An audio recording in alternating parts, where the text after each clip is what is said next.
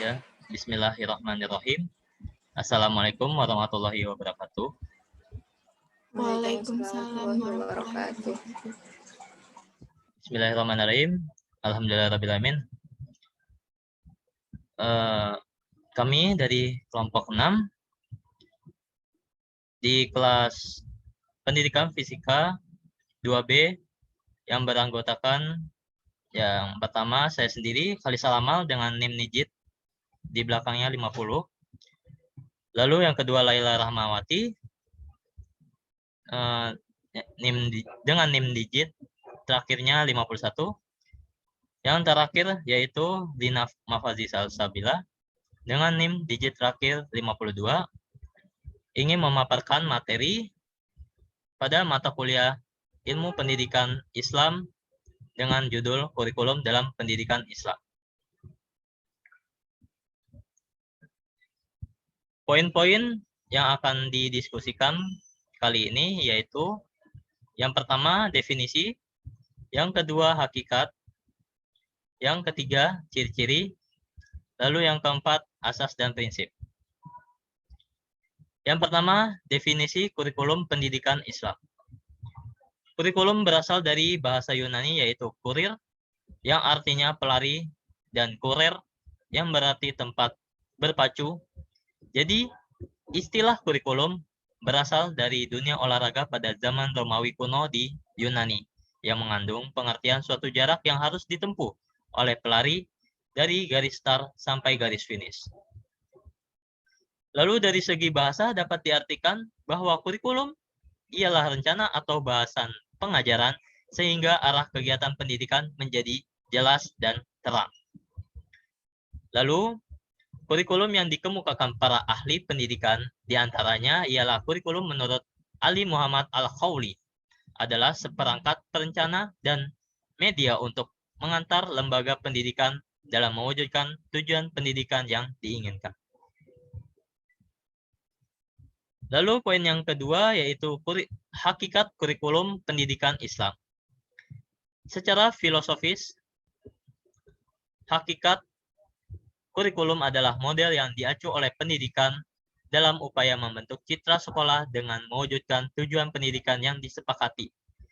Konsep dasar kurikulum sebenarnya tidak sesederhana itu, tetapi kurikulum dapat diartikan menurut fungsinya sebagai pengertian berikut. Yang pertama yaitu kurikulum sebagai program studi, yang kedua kurikulum sebagai konten, yang ketiga kurikulum sebagai kegiatan terencana, yang keempat kurikulum sebagai hasil belajar, yang kelima kurikulum sebagai reproduksi kultural, yang keenam kurikulum sebagai pengalaman belajar, yang terakhir yaitu yang ketujuh kurikulum sebagai produksi. Berdasarkan keterangan di atas, maka kurikulum pendidikan Islam itu merupakan satu komponen pendidikan agama berupa alat untuk mencapai tujuan. Untuk materi selanjutnya akan disampaikan oleh Saudari Dina Mafazi Salsabila. Waktu dan tempat dipersilakan. Baik, terima kasih Saudara Khalisal Amal. Di sini saya akan menjelaskan poin ketiga yaitu ciri-ciri kurikulum pendidikan Islam. Yang pertama, menonjolkan tujuan agama dan akhlak pada berbagai tujuan, kandungan, metode, dan teknik yang bercorak agama. Yang kedua, memperhatikan dan membimbing segala pribadi peserta didik baik dari sisi intelektual, psikologis, sosial, maupun spiritualnya. Yang ketiga, memperhatikan keseimbangan berbagai aspek ilmu pengetahuan. Yang keempat, kurikulum yang disusun selalu disesuaikan dengan bakat dan minat peserta didik. Yang kelima, bersifat dinamis dan fleksibel, yakni sanggup menerima perkembangan dan perubahan. Poin yang keempat, ada asas dan prinsip. Menurut Muhammad Al-Taumi Al-Saibani mengemukakan asas-asas pembentukan kurikulum sebagai berikut. Yang pertama, asas religius atau agama. Kurikulum pendidikan Islam yang diterapkan berdasarkan nilai-nilai ilahiyah sehingga dengan adanya dasar ini, kurikulum diharapkan dapat menolong peserta didik untuk membina iman yang kuat, teguh terhadap ajaran agama, berakhlak mulia, dan melengkapinya dengan ilmu yang bermanfaat di dunia dan akhirat. Yang kedua, asas falsafah. Asas ini memberikan arah tujuan pendidikan Islam. Dengan dasar filosofis, maka kurikulum akan mengandung suatu kebenaran, terutama kebenaran di bidang nilai-nilai sebagai pandangan hidup yang diyakini sebagai suatu kebenaran. Yang ketiga, asas psikologis.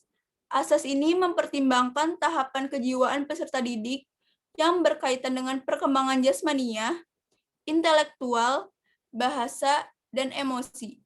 Sehingga dengan landasan ini, kurikulum bisa memberikan peluang belajar bagi anak-anak dan bagaimana belajar itu berlangsung.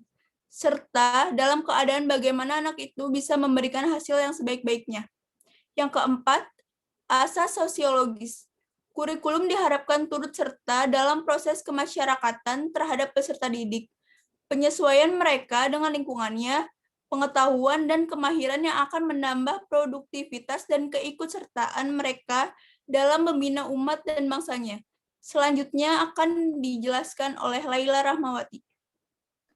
Baik, terima kasih kepada Saudari Lina Mafazi. Di sini saya akan menjelaskan tentang prinsip-prinsip. Prinsip pada dasarnya merupakan konsistensi dalam mewujudkan suatu tujuan. Ada beberapa prinsip. Prinsip yang pertama, prinsip berdasarkan Islam termasuk ajaran dan nilai-nilainya. Yang kedua, prinsip mengarah kepada tujuan. Artinya, seluruh aktivitas yang diproduksi oleh kurikulum harus mengarah kepada tujuan. Yang ketiga, prinsip pertautan antara seluruh kegiatan kurikulum dengan seluruh aspek sosiologis, baik internal ataupun eksternal. Yang keempat, prinsip relevansi, kesesuaian dengan kondisi sekarang. Yang kelima, prinsip fleksibilitas. Yang keenam, prinsip integritas, artinya SDM yang dihasilkan oleh kurikulum mampu menyelaraskan dengan dan mengintegralkan kehidupan dunia dan akhirat. Yang ketujuh, prinsip efisiensi, mengarahkan dengan cermat pendayagunaan usaha untuk mencapai tujuan. Yang kedelapan, prinsip kontinuitas dan kemitraan, adalah bagaimana kurikulum mempunyai kelanjutan dalam kerjanya dengan kaitan kurikulum lain. Yang kesembilan, prinsip individualitas, artinya kurikulum memperhatikan kondisi pribadi anak didik. Yang ke-10, prinsip pemerataan, artinya seluruh peserta didik berhak memperoleh pembelajaran yang baik beserta hal-hal yang mendukung pembelajarannya.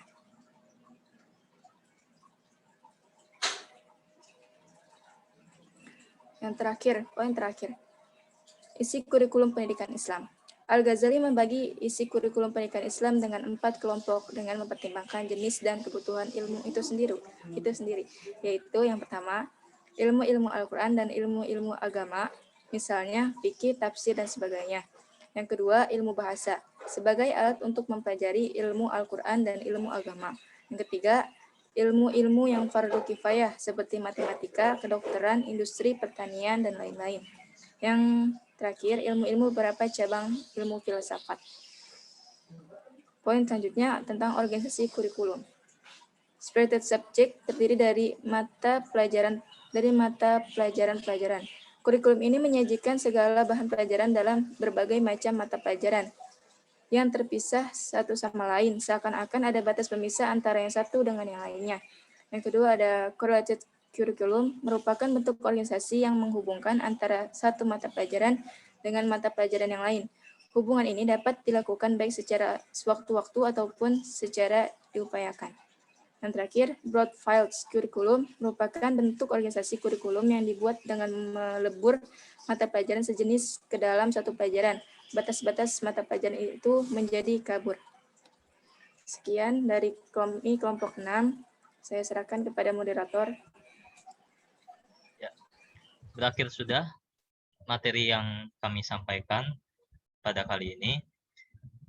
Terima kasih atas segala perhatiannya dan kami minta maaf atas kesalahan saat memaparkan materi dalam kata maupun perbuatan. Sekian dari kami. Hadanallahu yakum majma'in. Assalamualaikum warahmatullahi wabarakatuh. Waalaikumsalam warahmatullahi wabarakatuh.